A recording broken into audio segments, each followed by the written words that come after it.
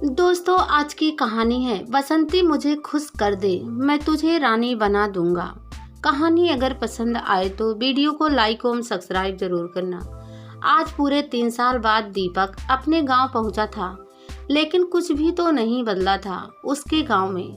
पहले अक्सर गर्मियों की छुट्टियों में वह अपने माता पिता और अपनी छोटी बहन प्रतिभा के साथ गांव आता था, लेकिन 3 साल पहले उसे पत्रकारिता पढ़ने के लिए देश के एक नामी संस्थान में दाखिला मिल गया था और कोर्स पूरा होने के बाद एक बड़े मीडिया समूह में नौकरी भी।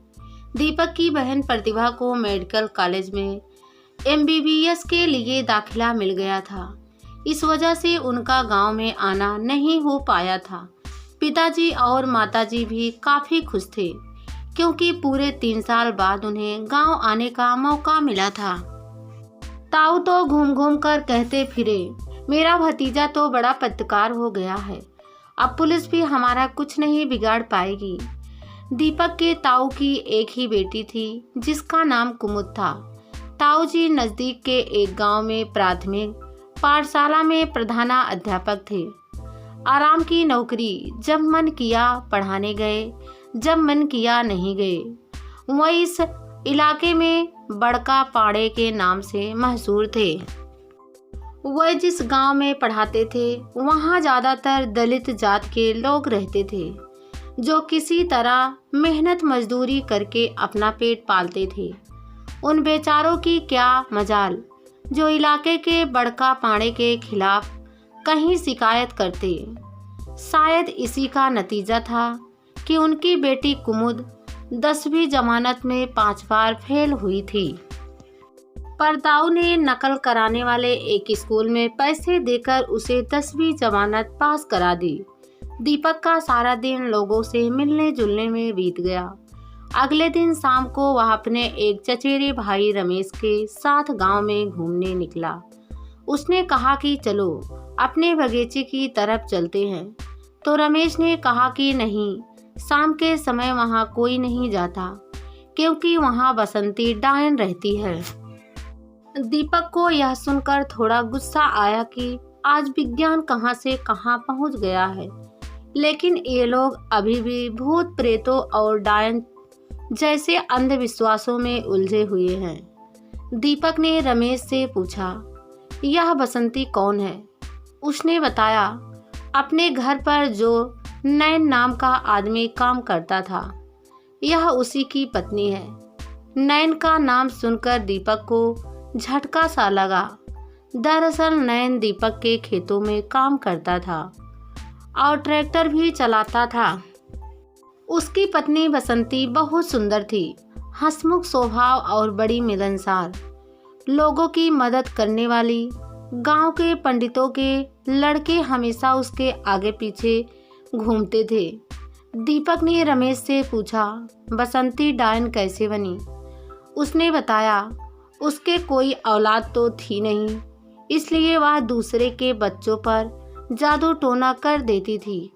वह हमारे गांव के कई बच्चों की अपने जादू टोने से जान ले चुकी है।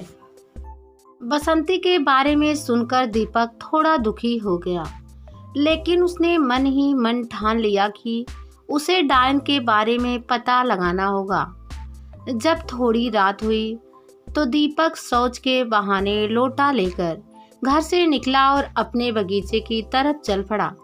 बगीचे के पास एक कच्ची दीवार और उसके ऊपर गन्ने के पत्तों का छप्पर पड़ा था, जिसमें एक टूटा फूटा दरवाजा भी था। दीपक ने बाहर से आवाज लगाई, कोई है? अंदर से किसी औरत की आवाज आई, भाग जाओ यहाँ से, मैं डायन हूँ, तुम्हें भी जादू से मार डालूंगी।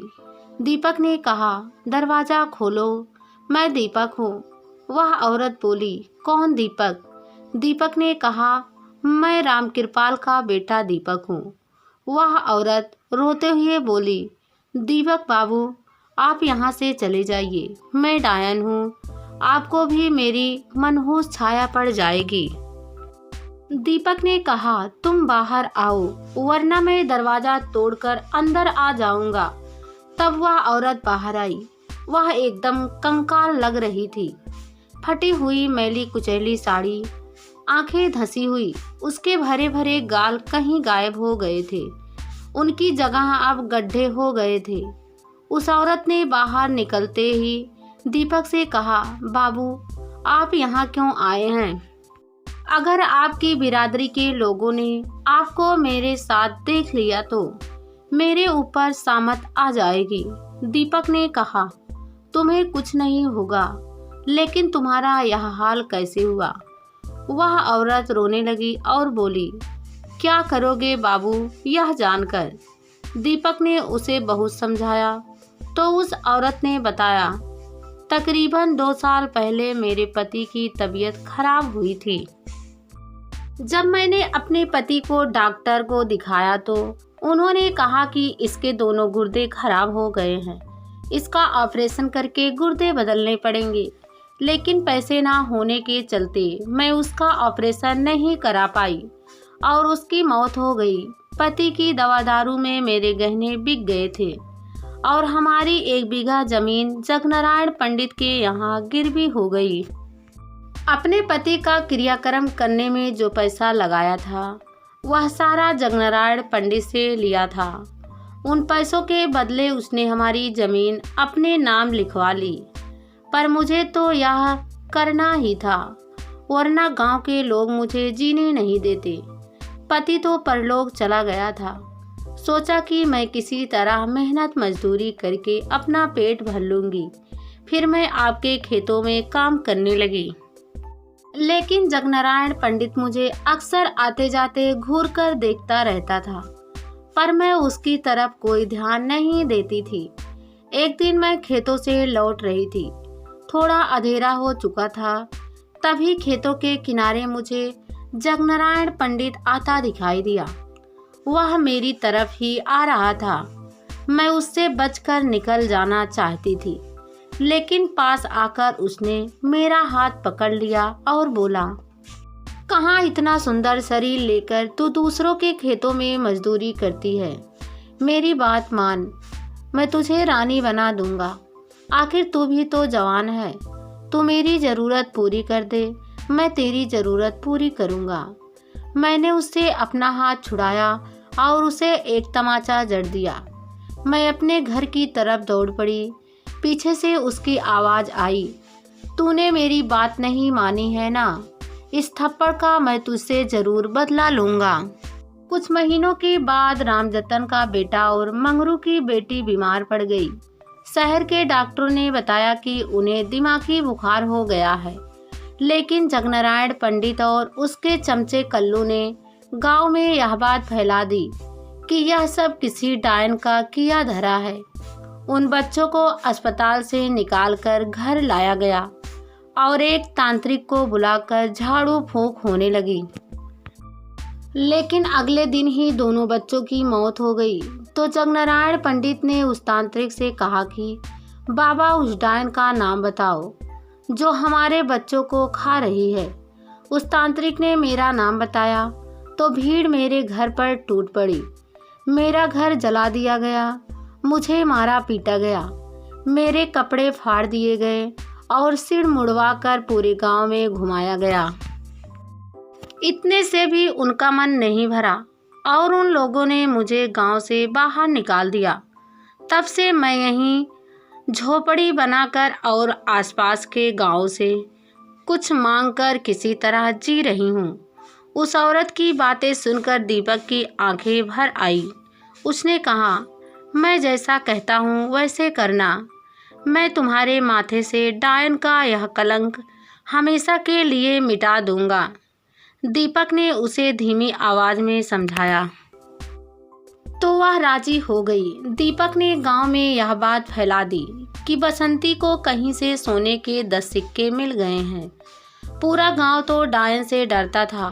लेकिन एक दिन जगनारायण पंडित उसके घर पहुंचा और बोला, क्यों रे बसंती, सुना है कि तुझे सोने के सिक्के मिले हैं। ला सोने के सिक्के मुझे दे दे, नहीं तो तू जानती है कि मैं क्या कर सकता हूँ। जब पिछली बार तूने मेरी बात नहीं मानी थी तो मैंने तेरा क्या हाल किया था, भूली तो नहीं होगी। मेरी वजह से ही तू आज डायन बनी फिर रही है। अगर इस बार तूने मेरी बात नहीं मानी तो मैं तेरा पिछली बार से भी बुरा हाल करूँगा। वह बसंती को मारने ही वाला था कि दीपक गांव के कुछ लोगों के साथ वहां पहुंच गया।